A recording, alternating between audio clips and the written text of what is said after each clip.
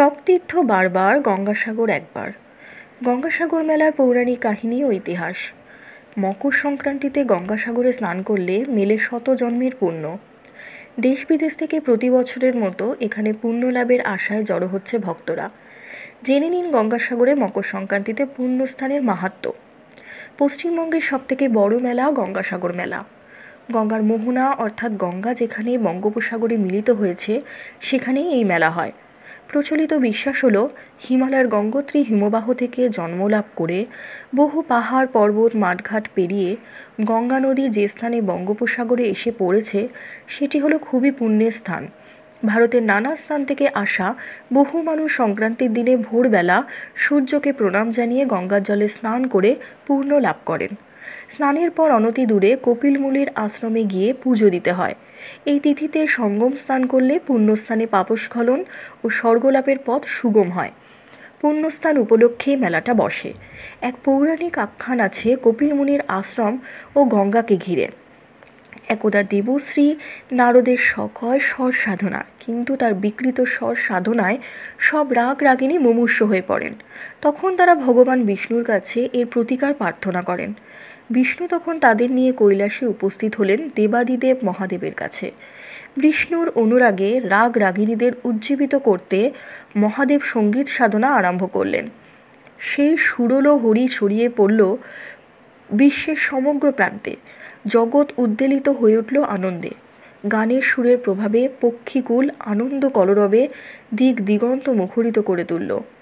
গাছে গাছে ফুল ফুটে উঠল, আর সেই সুরের আবেশে বিহল বিষ্ণুর পদযুগল থেকে এক বিপুল জলরাশি রূপে জন্ম হলো গঙ্গার।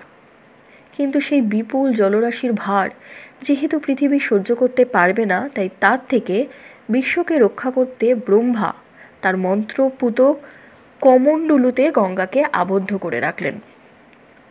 এদিকে মর্তে সাগর নামে মহাপুণ্যবান এক রাজা শুরু করেছেন অশ্বমেধ যজ্ঞ। যজ্ঞের ঘোড়া নিয়ে রাজ্য 60,000 পুত্র বিশ্ব ভ্রমণে বেরোলেন। এই যজ্ঞের নিয়ম হলো বহু দেশ ঘুরে ঘোড়া ফিরে এলে তাকে যজ্ঞস্থলে বলি দেওয়া হবে। পথে কেউ সেই ঘোড়া আটকালে তার সঙ্গে যুদ্ধ হবে যজ্ঞকারী রাজার।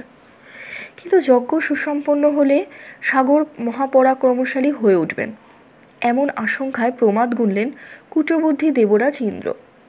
নানা কারণে ইন্দ্রের প্রতি শিব ও বিষ্ণু খুবই অসন্তুষ্ট। তাকে সরিয়ে সাগরকে স্বর্গের সিংহাসনে যদি বসিয়ে দেওয়া হয়, এমন আশঙ্কা করে ইন্দ্র যেমনভাবে হোক সাগরের যজ্ঞ পণ্ড করতে উদ্যোগী হলেন। খলবুদ্ধি ইন্দ্র সেই যজ্ঞের ঘোড়া চুরি করে সমুদ্র তটে মহাজ্ঞানী কপিলমুনির আশ্রমের কাছে বেঁধে রাখলেন।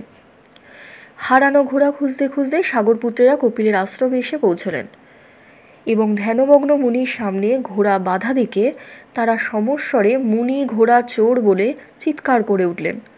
সেই সমবেত চিৎকারে মুনির ধ্যান ভঙ্গ হল এবং বাকরুদ্ধ মুনির দুচোখ থেকে নির্গত হলো তীব্র রোষাগ্নি।